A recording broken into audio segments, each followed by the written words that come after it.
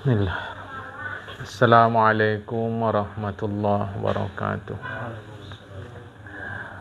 Alhamdulillahi rabbil alamin. Wassalatu wassalamu ala asyrafil anbiya'i wal mursalin. Habibina wa maulana Muhammadin wa ala alihi wa sahbihi ajma'in. Man yahdillahu fala mudilla lahu wa man yudlil fala hadiyalah. Qala al-musannifu rahimahullahu ta'ala wa nafa'ana bi ulumihi fid darain amin summa qala. Maka adalah hakikat sifat ma'ani itu yaitu, jadi sifat Allah yang 20 itu secara sistematis terbagi kepada nafsiyah, salbiyah, ma'ani dan ma'nawiyah. Nafsiyah, salbiyah, ma'ani dan ma'nawiyah. Nafsiyah cuma satu, wujud. Salbiyah menidakkan, ada 6. Qidam, baqa, mukhalafatuhu lil hawadith, qiyamuhu bi nafsihi, wahdaniyat. Jadi dengan nafsiyah dia jadi 6. Dengan nafsiyah dia menjadi 6. Ma'ani 7 tambah 6 jadi 13. Ma'nawiyah 7 jadi 20. Nah, sekarang apalah definisi sifat ma'ani? Wa haqiqatul ma'ani hiya kullu sifatin qamat bi mahallin aujabat lahu hukman. Ya, jadi sifat ma'ani adalah kullu sifatin qamat bi mahallin aujabat lahu hukman. Bermula sebenar-benar hakikat sifat ma'ani itu yaitu tiap sifat yang berdiri ia dengan zat. Jadi sifat itu ada pada zat. Yang sifat itu mewajibkan ia ma'ani itu bagi zatnya akan suatu hukum. Suatu hukum itulah sifat ma'nawiyah. Ma'ani sifat yang berdiri pada zat. Ma'ani sifat yang berdiri pada zat. Dengan dia berdiri pada zat itu, maka zat itu dapat hukum lain. Itulah sifat ma'nawiyah. Contoh, kudrat, sifat yang ada pada zat. Dengan adanya kudrat, maka zat itu mendapat hukum lain, yaitu qadiran. Ingat talazumiyah, ya. Nah, jadi itulah ma'ani. Kullu sifatin qamat bi mahallin aujabat lahu hukman. Sifat yang ada atau berdiri pada zat, dengan dia ada pada zat, maka zat mendapat hukman, ketetapan yang lain lagi. Itulah ma'nawiyah. Sebab orang berilmu maka disebut dia alim. Ilmu ma'ani, alim ma'nawiyah. Ya. Dan ingat, nisbah, hubungan antara ma'ani dan ma'nawiyah adalah talazumiyah. Jangan disebut sebab akibat. Sedangkan ma'nawiyah apa pula? Dan inilah hakikat sifat ma'nawiyah itu, yaitu wa haqiqatul ma'nawiyati hiyal halus sabitatu lizzati madamatiz zatu mu'allalatan bi'illatin. Ini nanti yang mau dipahamkan betul. Mu'allalatan bi'illatin. Bermula hakikat sifat ma'nawiyah itu adalah kelakuan. Ini kalau kelakuan dipahami bahasa kita, perbuatan. Padahal maksudnya adalah keadaan. Makanya Allah punya sifat kudrat. Maka kaunuhu qadiran. Jadilah keadaan Allah itu, jadilah nya Allah itu qadiran, yang berkuasa. Kaunuhu qadiran itu adalah hal, keadaan. Jadi ma'nawiyah adalah keadaan yang tetap ia bagi zat selama ada zatnya itu. Kita bisa bilang bahwa ma'nawiyah adalah sifat atau keadaan bagi zat selama ada zat itu dikarenakan suatu karena. Perhatikan, bukan ma'nawiyah itu dikarenakan suatu karena, tapi kita bisa menetapkan Allah bersifat ma'nawiyah karena suatu. Beda tuh. Jadi bukan ma'nawiyah karena ma'ani, tapi kita menetapkan Allah bersifat ma'nawiyah karena ada ma'ani. Boleh faham nih? Kitanya. Jadi sebab hubungan ma'ani ma'nawiyah adalah talazumiyah, bukan sababiyah.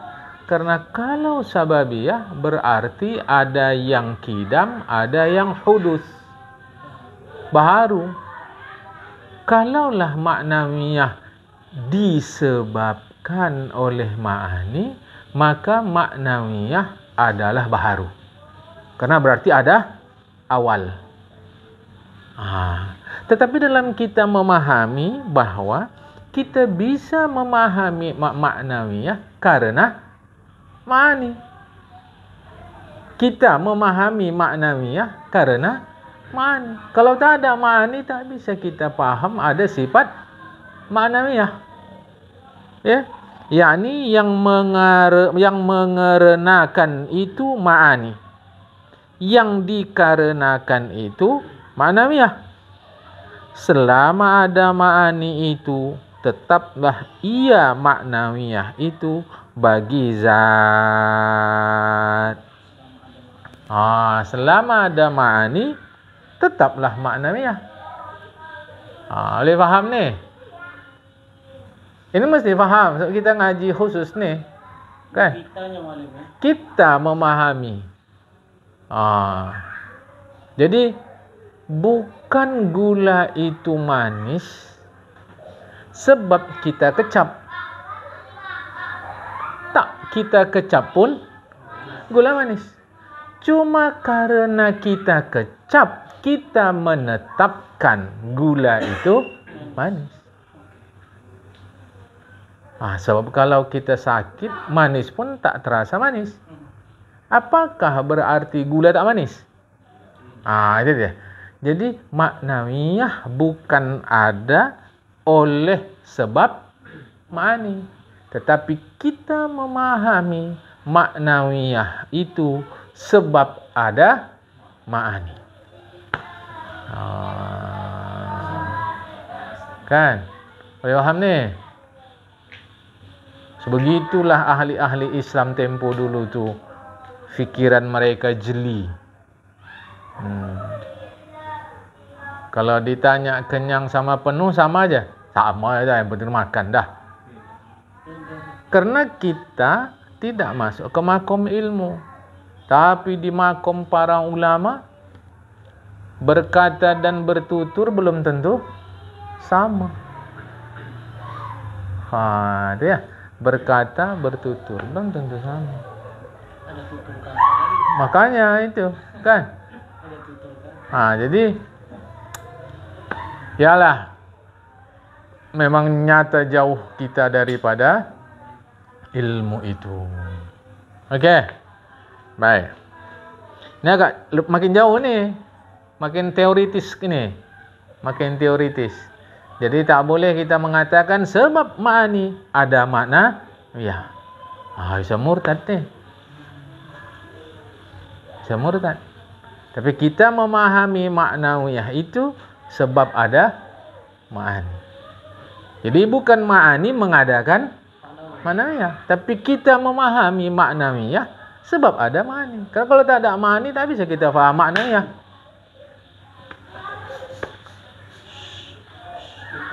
Itu pintu.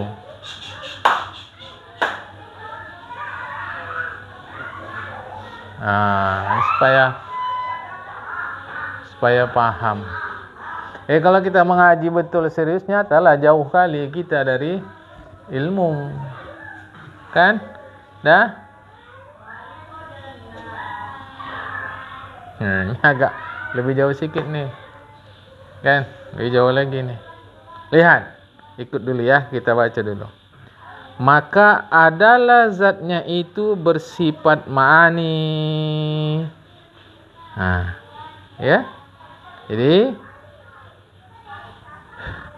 selama ada ma'ani itu tetaplah ia maknawiyah. Itu bagi zat. Maka adalah zatnya itu bersifat maknawiyah. Maka adalah sifat ma'ani dan maknawiyah itu dikatakan dia. Ma'ani dan maknawiyah itu kita katakan begini. La hiya huwa wala hiya ghairuhu. Ini yang perlu ada kopi itu.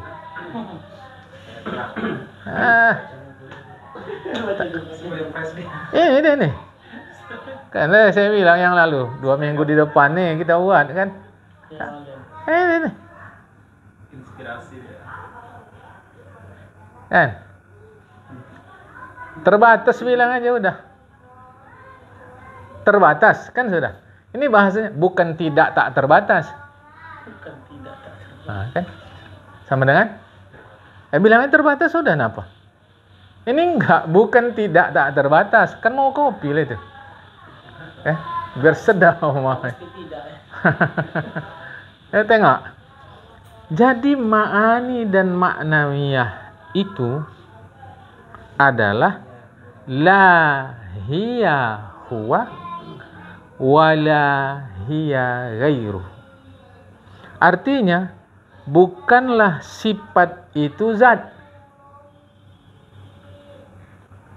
Bukanlah sifat itu zat.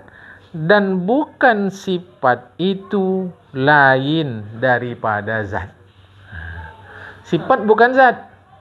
Sifat juga bukan lain dari zat. Ini dia. Kopi. Itulah jawaban. Udah bilang 2 minggu lalu kan.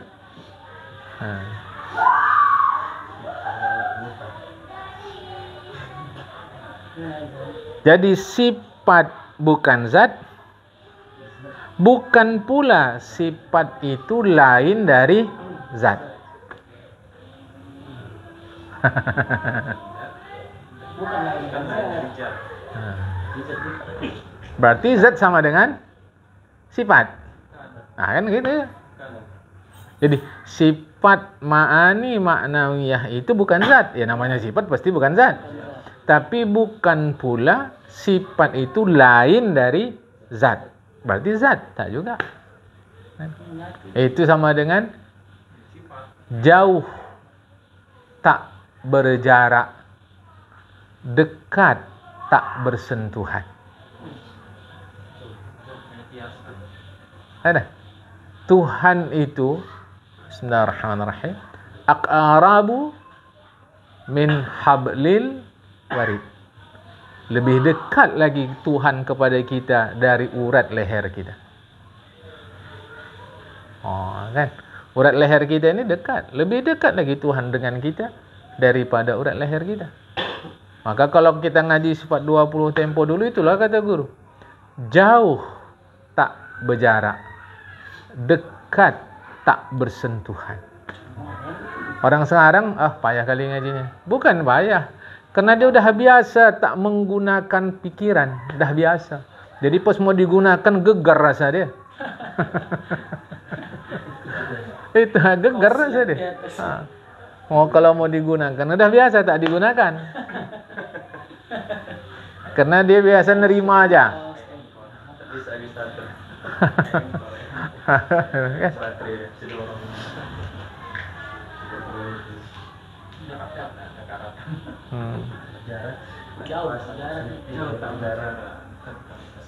Jauh tak berjarak, dekat tak bersentuhan.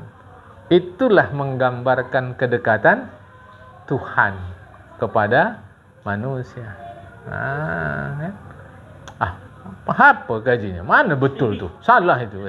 Orang dia udah lama nggak dipakai kan? Karat lah. Tinggal benar pula yang kena rasi. Payah. Itu. Inilah maka kita perlu pakai itu pikiran. Dan perlu juga pakai kopi. Ya memang kan udah malam bilang 2 minggu yang lalu. Itu olinya Pak. Nyairkan itu minyak. Siapkan.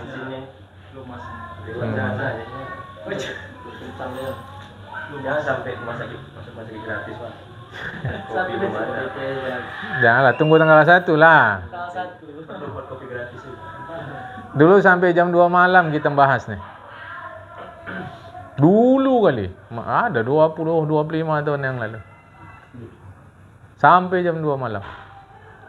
Silajang lagi cerita tauhid nih. Tapi itulah.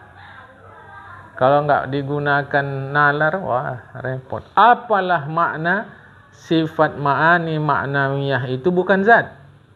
Bukan pula lain daripada zat. Yakni maksudnya. La huwa hiya min haitsul mafhumi. Bukanlah sifat itu zat ditinjau daripada pihak segi sekira-kira mafhum. Bahasa kita, sifat bukanlah zat ditinjau dari segi konsep. Zat adalah zat, sifat adalah sifat. Karena yang difahamkan sifat itu lain daripada yang difahamkan zat.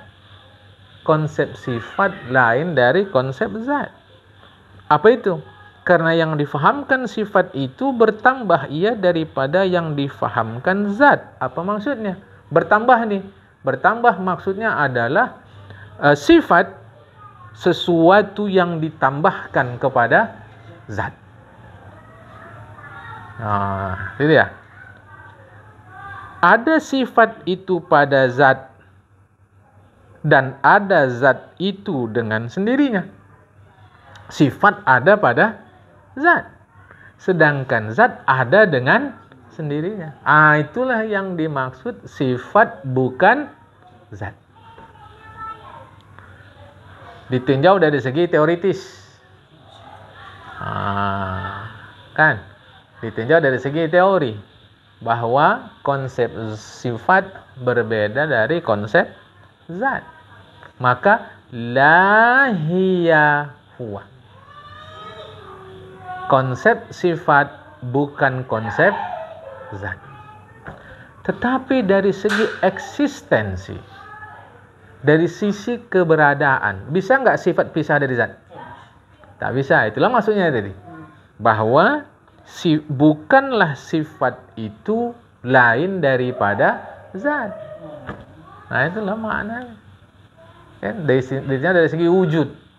Wujud artinya eksistensi, ada. Bahwa sifat bukan lain daripada zat. Oleh karena wujud sifat dia selama ada wujud zat, maka ditinjau dari sisi eksistensi, maka bukanlah sifat itu lain daripada zat. Kaji-kaji sederhana ini terasa susah bagi kita oleh karena mungkin jarang kita pelajari. Padahal ini sederhana saja, kan? Wala hiya ghairuhu min haitsul wujudi. Ya.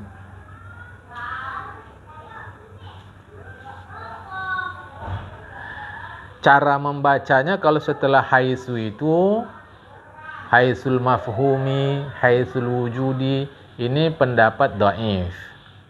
Ya, pendapat yang kuat itu adalah min haitsul wujudu, min haitsul mafhumu, gitu ya. So dalam nahwu pun ada khilaf. Bukan hanya dalam fikih. Dalam nahwu pun ada khilaf. Setidaknya ada mazhab Basrah, ada mazhab Kufah. Belum lagi nanti ada mazhab dudu salaf, ada mazhab muasir, belakangan, modern, kontemporer. Ya.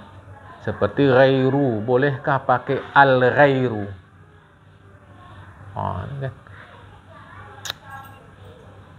Itu kalau kita berada di tengah masyarakat berilmu. Kalau kita di tengah masyarakat biasa, lagak dan gaya itulah yang penting. Nah, lagak dan gaya itu, itu utama kali itu. Karena supaya kalau di foto dia mentereng. Kan nanti dibuat umbul-umbul, kan, dibuat banner, macam-macam lah, kan. Udah. Wala hiya ghairu min haitsul wujudi, atau min haitsul wujud, artinya bukanlah sifat itu lain daripada zat, ditinjau daripada pihak dari segi sekira-kira wujudnya. Karena wujud sifat itu tiada lain daripada wujud zatnya. Wujud sifat tak lain daripada wujud zat. Karena tak bisa sifat wujud tanpa zat. Maka ditinjau dari segi ini, bukanlah sifat itu lain daripada zat. Kan?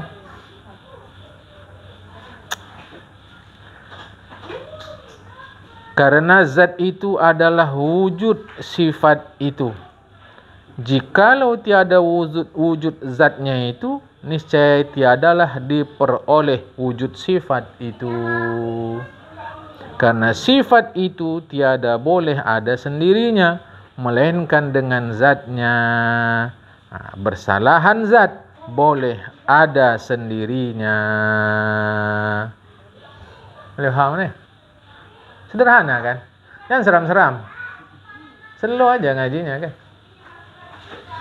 Nah, maka wujud sifat itu satu ia dengan wujud zatnya. Tiada dua kali adanya. Menyatu dia.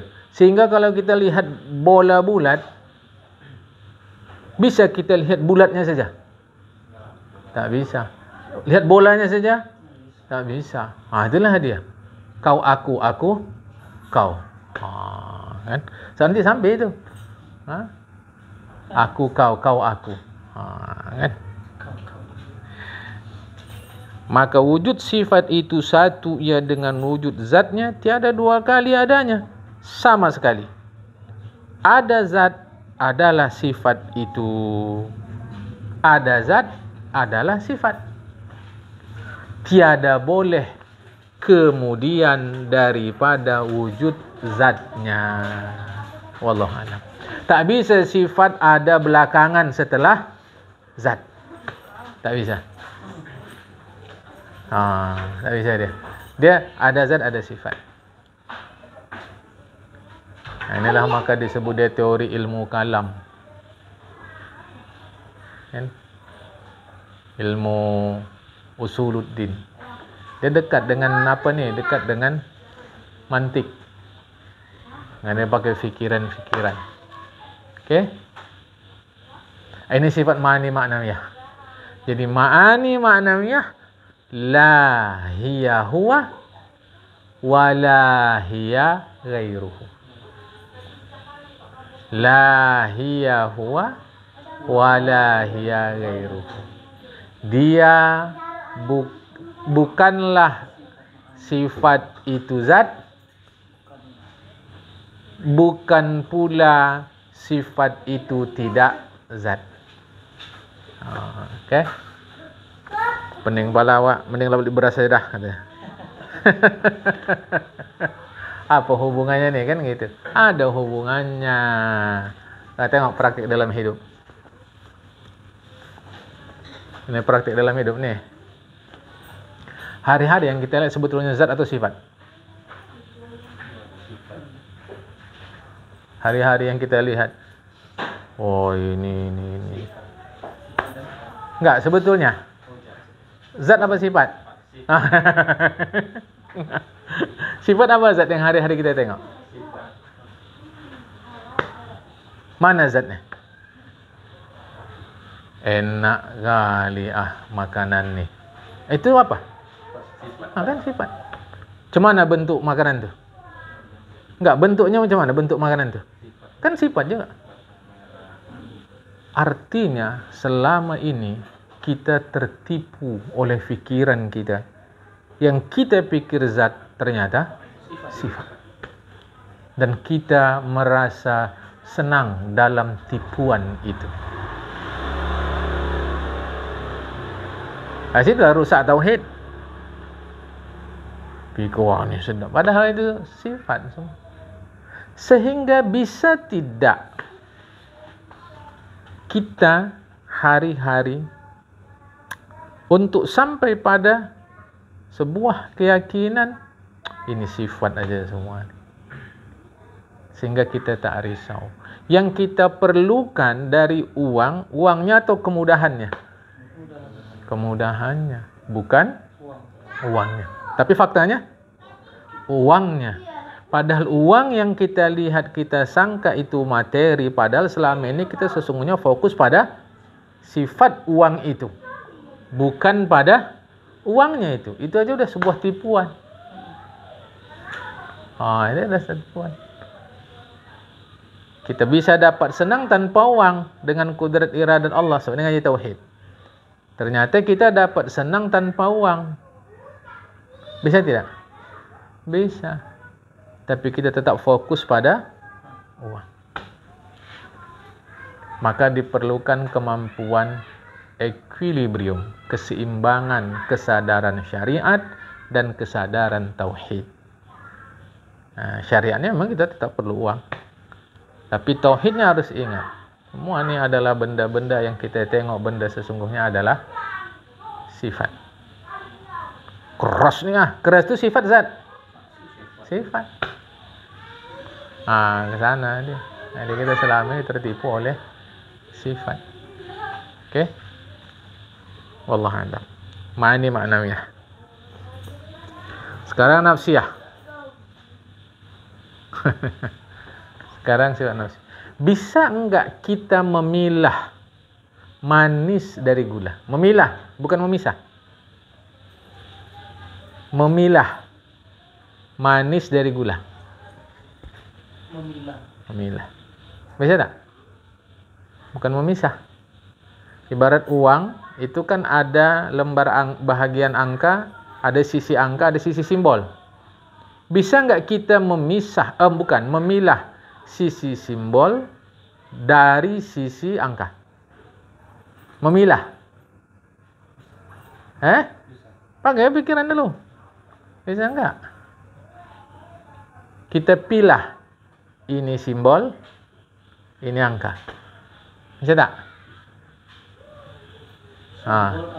Ya, ini kita pilah. Ini simbol, ini angka. Bisa tak? Masing-masing nih. Ini manis, ini gula. Ngaji tauhid nih. Pakailah pikiran kan. Pilah. Bukan pisah. Bukan pisah. Sebab kalau dipisah, maka nggak ada uang. Sebab uang itu adalah kombinasi simbol dan angka. Jadi kalau kita pisah, nggak ada uang. Kita pilah.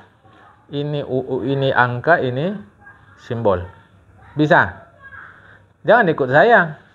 Kalau kita bilang tidak, kita diskusi.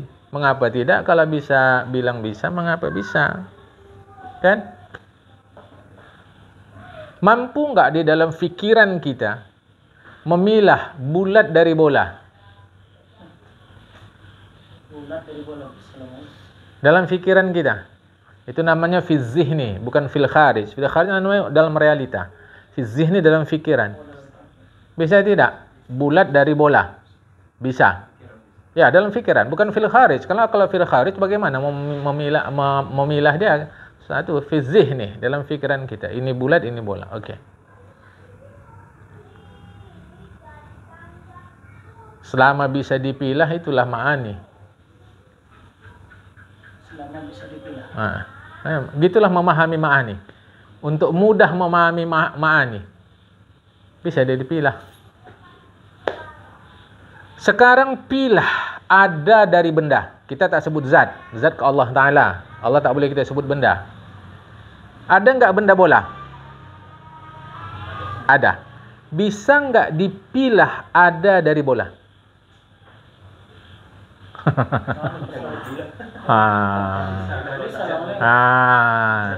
Itulah disebut sifat nafsiyah. Itulah nafsiyah. Itu nafsiyah itu. Memilahnya kita tak bisa. Memilah ada dari benda itu tak bisa. Kan? Membahasanya dah sulit. Itu membahasakan dah sulit itu. Ya kalau nggak ada benda, memang nggak ada lah. Maka kalimat tadi itu bukan kalimat ilmu. Bukan. Kalau nggak ada benda, memang nggak ada. Apa yang istimewa dalam pernyataan itu? Itu bukan pernyataan ilmu.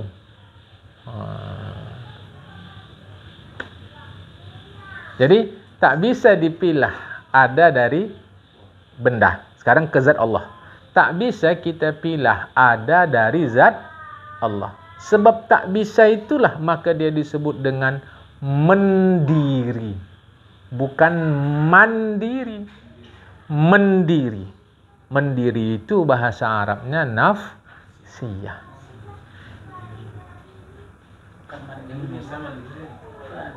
Ini mendiri. Menjadi diri. Saya tak sebut menyatu karena kalau disebut menyatu terkesan itu ada dua anasir. Sehingga ada dua yang kodim. Satu ada, satu zat. Menyatu, maka kita sebut tidak menyatu tapi mendiri. Itu juga itu katanya. Kita tak bisa lah udah gitu. Itu bukan bincang ilmu lagi. Kan? Jadi ada tak bisa kita pilah dari zat. Ada tak bisa kita pilah dari zat.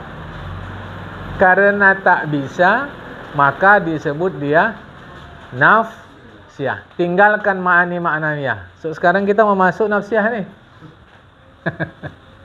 Nah. Ya. Adapun sifat nafsiyah itu, katakan dia hiya huwa wala hiya ghairuhu. Artinya sifat nafsiyah itu ialah zat. Nafsiyah itulah zat. Nafsiyah kan cuma satu. Wujud ada. Ada itulah zat. Ya berarti ada kan sifat? Enggak, maksudnya tadi enggak bisa dipilah. Fi zihni. Apalagi fil kharij. Bukan lain daripada zat. Jadi nafsiyah itu zat. Bukan dia lain daripada zat.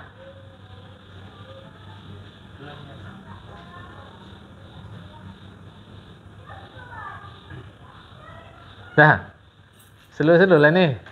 Selu pun awak tak juga ada kopi. Bahasa yang ada di grup ini.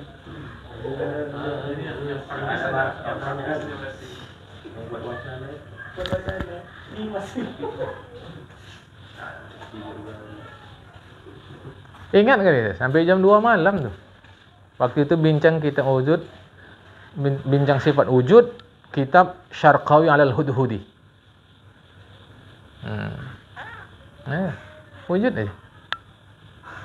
Jadi beda pilah dari pisah.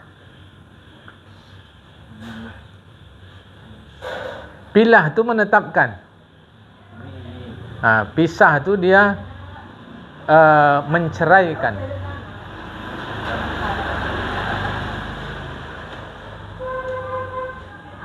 Makanya dalam hidup kalau kita sudah memperoleh fungsi uang, apa masih perlu uang? Enggak lah. Dalam hidup kalau udah kita peroleh fungsi uang, apa perlu lagi uang? Enggak. Jadi sesungguhnya kita perlukan uang atau fungsi uang? Fungsi uang. Dan ternyata bisa kita peroleh tanpa uang. Lantas untuk apa cari uang? Tetapi bekerja tetap. Karena di dalam konsep agama, bekerja bukan dalam rangka cari uang. Kalau bilang gini, itu apa? Kata dia. Nah, ini. Bekerja adalah, kalau bahasa sederhana, keterusan dari keyakinan. Makanya ayatnya, Bismillahirrahmanirrahim, illal ladzina amanu wa amilu sholihat. Amilu apa? Kerja. Jadi kerja itu keterusan dari sebuah keyakinan. Jadi bukan kerja dalam rangka mencari uang. Itu. Kalau gitu nggak perlu uang. Kalau yang bantah begini, ya berarti kita harus jelaskan lagi. Uang itu diperlukan dalam transaksi. Ternyata kita tanpa bertransaksi sudah memperoleh sesuatu yang mesti ditransaksikan. Paham. Lantas sudah.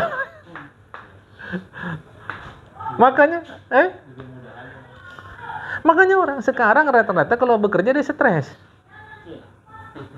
Stres dia. Kenapa? Karena dia fokus pada uangnya. Fokus pada uangnya. Bukan pada fungsi daripada uang itu. Maka rata-rata orang bekerja mesti di bawah tekanan. Rata-rata.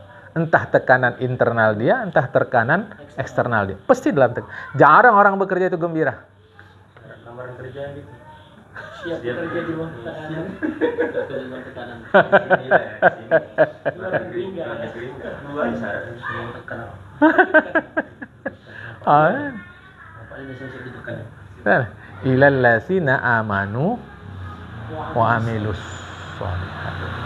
Jadi bekerja adalah keterusan dari sebuah kepercayaan. Oke. Jadi sejatinya yang diperlukan bukan uang, tetapi fungsi uang. Ya, kita kan nggak bisa apa-apa tanpa uang. Ya sudahlah, kita nggak mau bantah. Karena dia perlu penjelasan panjang. Oke, sekarang dapat uang. Supaya ini ngaji tauhid ini dia jadi applicable. Oke, kita ada uang. Mau apa dengan uang? Memenuhi apa? Kebutuhan atau kesenangan? Oke, kita teruskanlah. Yang kita perlukan dalam hidup senang atau tenang? Tenang. Tenang.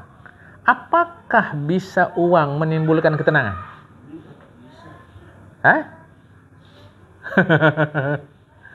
Apakah uang menimbulkan kesenangan atau ketenangan? Pening mulai, yang penting ada uang aja dah, katanya. Tidak, ini kajian ke tauhid. Supaya kita jangan salah konsep dalam hidup yang sejenak ini. Itulah yang saya awal-awal dulu katakan. Tuhan suruh kita begini, tapi Tuhan tidak siapkan. Mending cari Tuhan lain. Begitu loh. Ya buktinya Anda kalau nggak ada uang nggak bisa apa-apa. Itu dalam transaksi ya, karena memang begitu. Rasulullah juga kata begitu. Sampai Rasulullah kata bayarlah keringat buruh, bayarlah upah buruh sebelum keringat. Ini kan transaksi. Gitu loh. Dan kita tidak boleh zalim. Jadi yang kita cari sejatinya bukan senang, tapi tenang. Dan tenang bukan ada pada benda-benda. Tenang tidak ada pada. Karena kalau tenang ada pada benda-benda, maka siapa yang memiliki benda pasti tenang. Faktanya tidak sedikit yang memiliki benda banyak tapi tidak tenang. Nah itu loh. Saya tidak cerita uang, cerita konsep bekerja di dalam Islam. Jadi Islam mengajarkan konsep bekerja sebagai kelanjutan konsep keyakinan. Illal ladzina amanu wa amilus sholihat. Rasanya awak bangga kali udah banyak uang. Oke. Rasanya bangga banyak uang saya ini. Saya bisa buat apa saja. Nah, dia lupa. Terus kalau udah dapat uang mau apa? Mau ini, mau itu, mau ini. Terus mau apa lagi? Ya supaya kita bisa tenang. Lah saya dengan mancing udah tenang kok. Dia mancing udah tenang. Terus mau ngapain? Ada muter-muter. Belum tentu juga. Saya mancing udah tenang apa lagi? Enggak ikan. Waktu pulang suntuk juga ya. Enggak dapat ikan tadi kan. Mancing dalam lembah ya.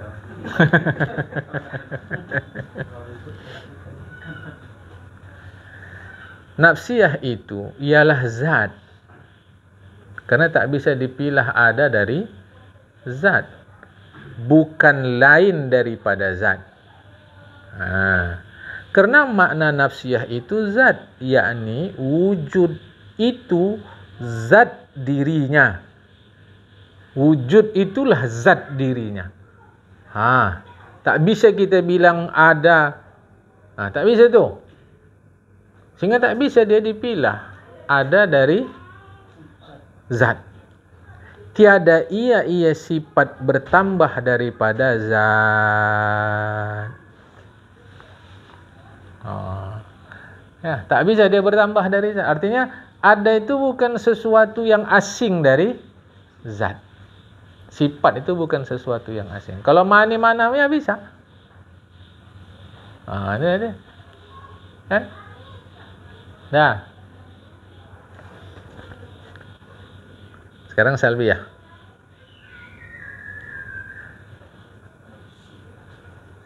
Salbiyah ini salep. Negatif.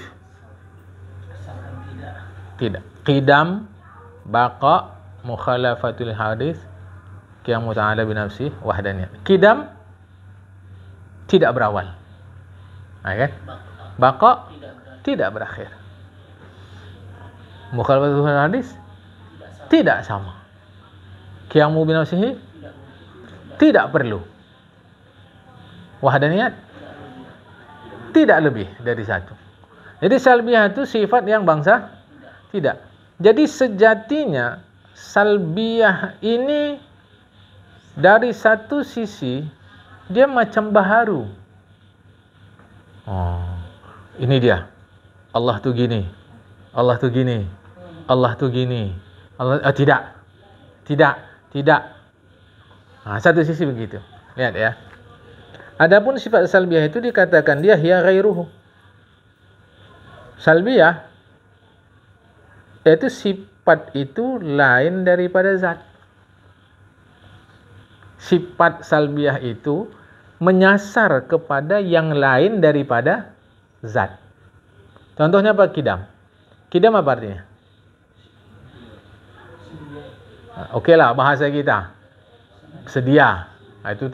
Itulah cara ulama tempo dulu. Dah tak ada lagi bahasa yang bisa menerjemahkan kidam. Bersedia. Saya kata tak bersejak. Tetapi yang disasarnya itu, bukan zat Tuhan. Yang disasarnya di luar zat Tuhan. Ketika kita katakan Tuhan ada sejak sini, sejak tahun ini, kidam. Sejak gini, kidam. Jadi yang disasarnya adalah di luar dirinya. Maka disebutlah salbiyah itu hiya ghairuhu. Gimana? Terserah cara kita memahami. Tetapi yang jelas proyeksi sifat salbiyah kepada eksternal zat Tuhan. Kan? Agak musing-musing bahasa itu kan. Yang disasar oleh salbiyah adalah yang di luar dirinya. Di luar Tuhan. Itu yang disasar. Apa yang disasar itu? Baharu. Makanya karena kidam yang disasarnya berawal. Yang berawal pasti baharu. Bako yang disasarnya berakhir. Yang berakhir baharu. Mukhalafatuhu yang disasarnya adalah sama. Bila ada yang sama, itu berarti baharu. Karena dia unik. Qiyamu binafsihi. Perlu sama yang lain. Itulah yang disasar Tuhan. Tuhan tak perlu sama yang lain. Yang disasar oleh qiyamuhu binafsihi. Bila perlu sama yang lain itu baharu. Makanya aku nggak perlu sama Glenn. Bisa aku sendiri. Mustahil. Karena selama baharu dia tetap perlu. Makanya pelajaran mandiri itu hati-hati kalau nggak tepat. Karena mengajarkan orang pada situasi fata morgana. Kita harus mandiri. Itu jadi fata morgana. Karena tidak mungkin orang bisa mandiri. Mustahil. Itu kalau tidak hati-hati mengajarkan orang mandiri, nanti orang itu dia berada dalam situasi tipuan terus-menerus. Dia merasa mandiri padahal tidak. Resikonya besar. Pada saat dia harus perlu kepada orang lain, maka dia frustasi, depresi, seterusnya. Karena dia malu. Ternyata ini hati-hati pelajaran mandiri. Ya. Jadi kita tak akan bisa mandiri.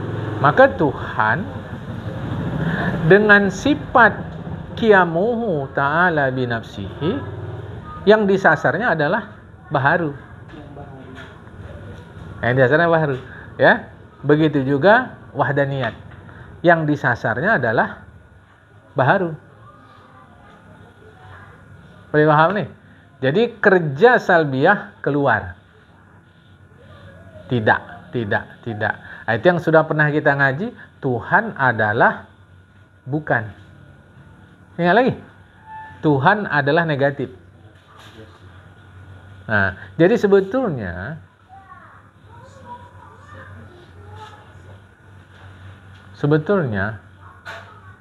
beribadah yang enak adalah beribadah negatif. Karena beribadah kan kepada Allah Ta'ala. Maka ketika kita katakan Allah begini, bukan. Begini, bukan. Begini, bukan. Begini, bukan. Begini, bukan. Begini. Itu salbiyah. Jadi Allah macam mana ya? selama bisa dimacam-manakan, berarti bukan Allah. Maka tak selamanya kosakata negatif maknanya adalah negatif. Karena bukan. Kan positif jadinya. Jadi kalau mengaji katanya makrifat tinggi-tinggi, mudah aja pakai bukan. Asal bukan berarti Allah. Itu aja. Udah bagus tuh. Jadi makrifat kita ini bukan mengawang-awang, realistis. Oke? Karena salbiyah itu nafi. Salbiyah itu nafi. Artinya tiada bagi zatnya itu. Salbiyah itu tiada bagi zatnya. Maka ketika kita kata kidam, tiada bagi zatnya itu awal. Ketika kita kata baqa, tiada bagi zatnya itu akhir. Ketika kita kata mukhalafah, tiada bagi zatnya itu sama. Qiyamuhu binafsihi, tiada bagi zatnya itu perlu. Wahdaniyat, tiada bagi zatnya itu berbilang atau lebih dari satu. Itu salbiyah.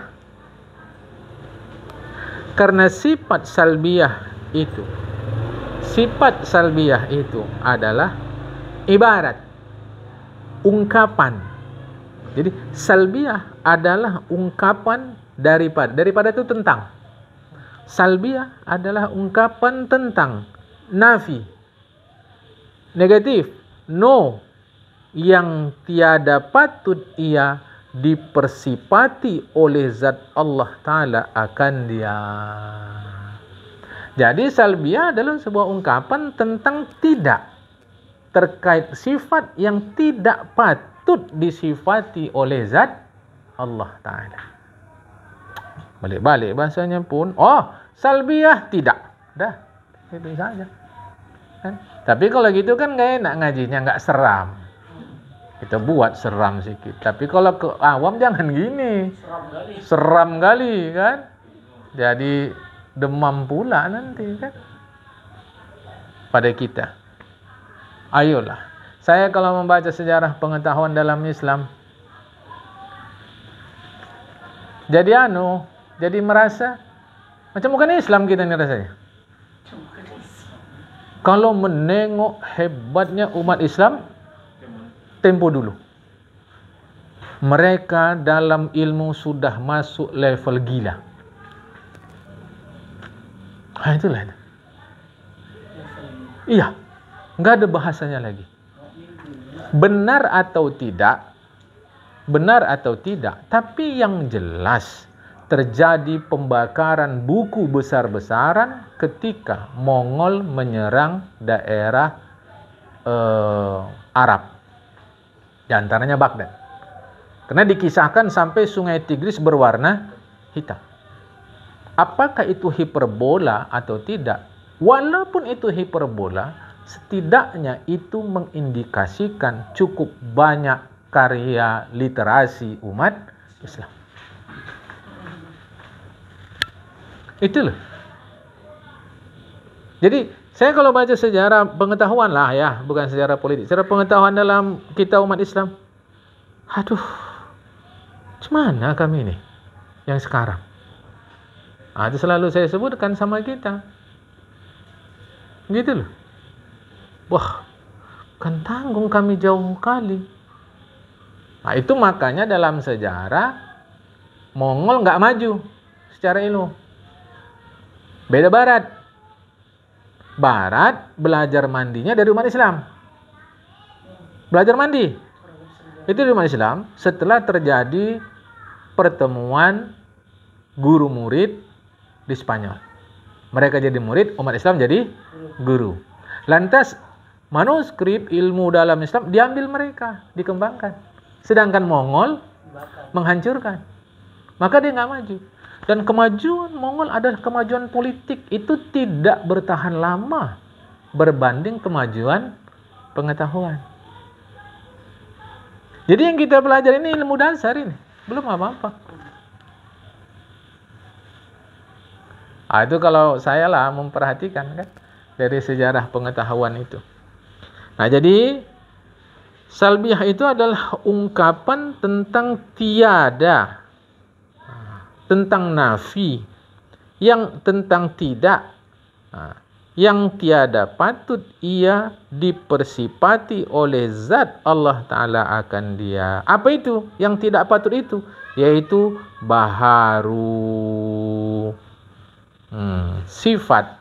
Baharu sifat. Itu yang tak dipatut ya. Nafi baharu itu kepada zat Allah Ta'ala.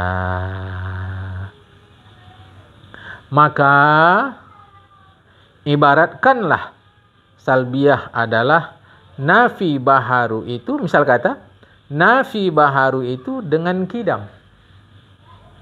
Nafi baharu dengan kidam. Nafi baharu dengan kidam. Andai Allah baharu, lawan kidam apa?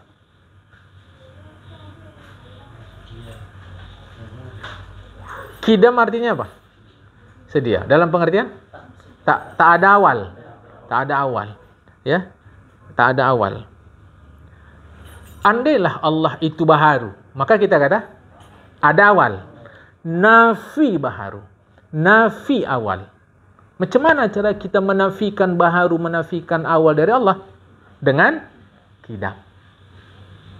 Ya, nafi baharu itu dengan kidam.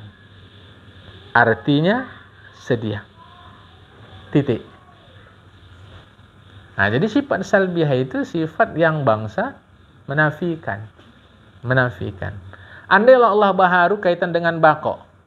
Andai Allah baharu kaitan dengan bako, maka Allah itu ada akhir. Ada akhir. Nafi baharu. Ganti kata baharu akhir. Nafi akhir dengan bako. Nah, ini deh. Nafi. Tadi nafi baharu dengan kidam. Coba ganti baharu dengan awal. Nafi awal dengan kidam. Apa kidam? Di sini diartikan sedia. Tak bersejak. Nafi baharu dengan bako. Ganti baharu dengan berakhir. Maka nafi akhir dengan bako. Teruskan yang lain, yang tiga lagi. Maka disebutlah sifat salbiyah ini sifat menidakkan. Sifat menidakkan. Tidak. Itu yang pernah juga kita ingatkan. Jangan terpancing jawaban oleh pertanyaan sejak kapan Allah ada. Kita katakan sejak dulu. Itu salah total. Salah total. Mengapa? Karena berarti kalau kita kata sejak dulu, maka Allah tidak bersifat salbiyah. Tidak kidam dia. Sedangkan kidam nafi awal. Nafi sejak. Dengan kidam. Ini jangan salah paham. Okay. Oleh karena itu, maka Allah adalah unik. Sebab tidak ada yang sama dengan Allah Ta'ala. Bahwa kita menyebutkan, gini, ini keyakinan. Efeknya, ketika kita belajar ilmu alam, dengan mengatakan alam ini enggak ada permulaannya, secara tauhid jelas salah, tetapi masih bisa kita katakan begini, alam tidak ada permulaannya, atau kita yang tidak tahu permulaan alam. Sebab saintis itu, para saintis mengatakan alam tidak ada permulaan. Ada begitu saja. Maka kita kalau kita kata ada begitu saja, ada dengan sendirinya, logika nggak masuk. Bahwa dia bisa ada dengan sendirinya. Gitu loh. Tetapi pembahasan seperti ini memerlukan ketelatenan. Kalau tidak nanti bisa berbahaya. Berikut ini sampai tengah. Berikut ini sampai tengah. sampai tengah tu. Ini tinjauan tauhid oleh para sufi. Saya tak berniat malam ni.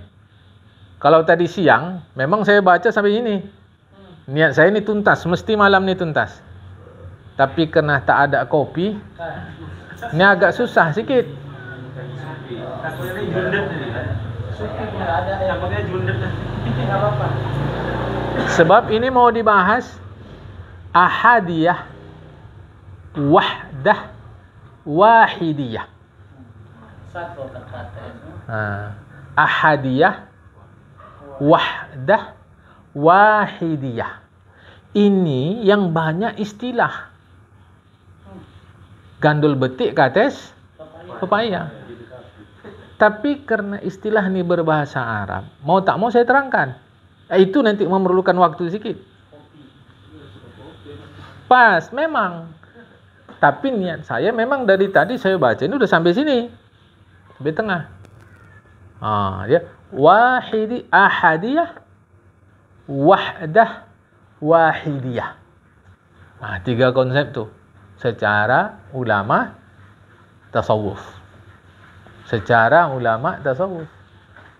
Ini enggak saya bahas, kita baca. Bahasnya dalam 2 malam Rabu depan. InsyaAllah, mudah-mudahan Allah ridha dan mudah-mudahan Allah bukakan, mudah-mudahan Allah memberikan kita hidayah untuk menyediakan kopi. Allah maftah qulubana litahayyu'i kopi. Amin. Dia masih slow. Sebab saya tak mudah Allah Ta'ala. Kalau saya mudah memahaminya, saya bahasa Arab, istilah-istilah Arab. Mudah kita. Itu yang mau saya pindahkan kita. Lihat ya. Kita baca dulu. Maka kepada ulama ahlu tahqiq. Ini bukan ulama ahlu sembarangan. Ulama ahlu tahqiq. Tahqiq itu apa? Di atas tadqiq. Tahqiq.